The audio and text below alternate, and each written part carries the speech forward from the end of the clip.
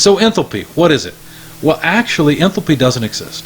Enthalpy is just a convenient combination of properties that often appear together. So let me explain that to you. Think about a water heater. Let's just take a water heater as an example. You've got a water heater in your home. In comes cold water. If the water heater is working, out comes hot water, right? Thank goodness you can have a nice warm shower. Now think about energy. See, one of the things we do in this class is we track energy. As a matter of fact, probably a better name than thermodynamics, in my opinion, for this class is energy accountants, because that's what we really are. And just like accountants, all we have to do is keep track of value. That's all we really do. Well, in our case, we're keeping track of energy instead of value. Now, value in the accountant's world is measured in dollars, right? In fractions of dollars. They're actually not cents, right? If you write down 20 cents, you're probably going to write it as $0.20, right? So our metric, our measure is trying to say dollars. It's energy, right? That's what we're trying to keep track of. So we really need to recognize all the different forms of energy. So thermal energy is one form that you probably recognize by now, right? As long as some substance is above a temperature of absolute zero, that mass of the substance is going to have energy in it. It's the molecules, the atoms that it's made of are moving to some extent. If it's gas, they're bouncing around. If it's a liquid or solid, they're at least vibrating. Okay? So recognizing that as internal energy, which we give the symbol U, is probably not terribly difficult. But what about other forms of energy? Are there any others? Well, in a flowing stream, it turns out that there are. As long as that flowing stream is moving against pressure, then there's another form of energy that's subtle, but we need to take it into account. So think with me for a minute. Let's imagine your water heater and you're taking a shower, and some water has to come into the water heater, which we will call the control volume, in order to be heated. Okay?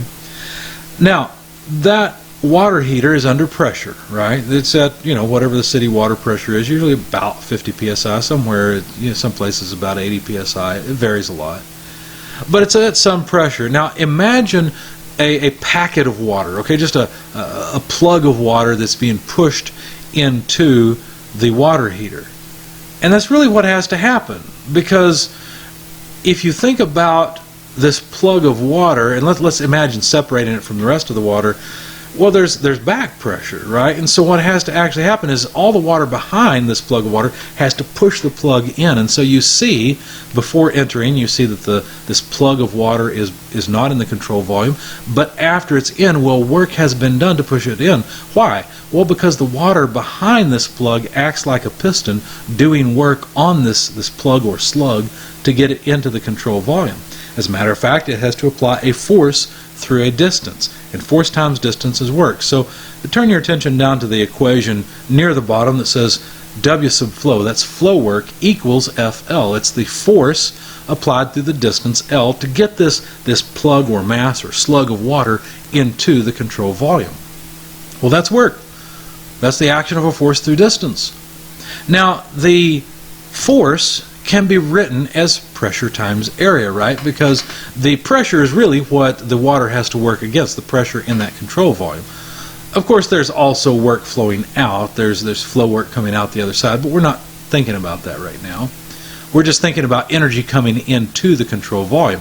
It's easy to account, or it's relatively easy to account for the thermal energy, but what about this thing called flow energy?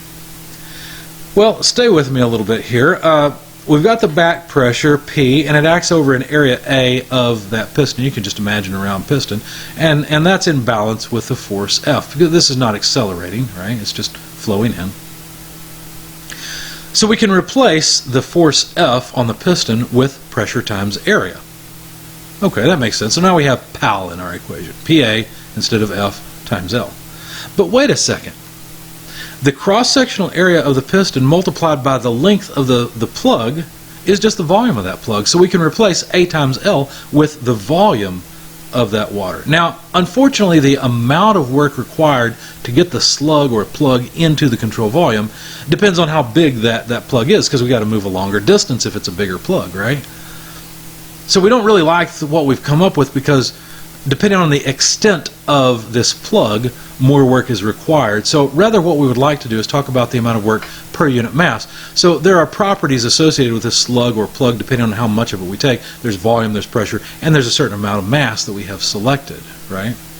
So if we divide the total flow work of pushing this plug into the control volume by the mass of that plug, now we've got the specific flow work, the amount of work required to push a unit mass of, let's just say, water into your water heater.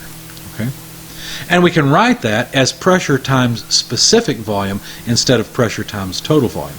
Now, this thing called flow work appears so often with thermal energy or internal energy that it's convenient to combine the two together by simply adding them. They are both energy. It's kind of like saying in my account I've got both dollars and maybe I've got some jewelry in a deposit box or a safety deposit box. Those two things together have value. I combine them together, and that's the total worth of my accounts. In the same way, the energy carried into the control volume is simply, well, often the sum of the thermal energy plus the flow energy that's coming in. So we write H equals U plus PV, and we can write H, or define H, that's what that triple line equal sign means. The capital letter H is enthalpy, capital U is the total internal energy, and PV is the total, the pressure times the total volume. But again, we usually like these on a per unit mass base, so if we divide that whole equation by the mass of that plug, then we'll have the enthalpy per unit mass equals the internal energy per unit mass plus the flow work per unit mass, P lowercase v. Notice there's a very big important distinction between uppercase and lowercase letters. Uppercase letters represent total properties, lowercase letters represent per unit mass, or in other words, specific properties. Now there was a movie, I don't know if you've ever seen it, it was a black and white movie put out by Disney. Had, oh goodness, Ed McMurray I believe was his name. You may probably have never seen it. It's called The Absent-Minded Professor. There were several other movies that came later. I believe Robin Williams acted in one of them. I think that was called Flubber. But if you ever get a chance to see the old-timey movie, he was the stereotypical absent-minded professor, and he had invented Flubber. Now, I really enjoy the movie because it breaks the laws of thermodynamics. Okay, so he invented this substance that when he bounced it, it would bounce higher and higher on every bounce. And of course, he ended up in all sorts of mischief with this. It's a great family movie. It's nothing you would hesitate to show a 3-year-old, for example, or a 5-year-old. Okay. I enjoyed it when I was a kid. I still enjoy it now with my daughter every now and then. So anyway, he's invented this substance that really breaks the first law. It's generating its own energy, or generating more energy than you put into it. And along the way, he's supposed to get married, and he keeps forgetting to go to his own wedding, which is a pretty big thing to forget. But he's an absent-minded professor. He's so focused on what he's learning and what he's trying to discover and what he's trying to conquer for science that he forgets so many things. So he's supposed to go to his wedding the next day, and he's supposed to get ready for it, or maybe he's supposed to go in an hour or something. And he's in his lab, and he's trying to figure out what's going wrong and why he can't seem to make this substance. And he looks over at his chalkboard where he's got a bunch of equations, and one of the equations is H equals U plus PV, and he looks at it and he says, oh, wait a second.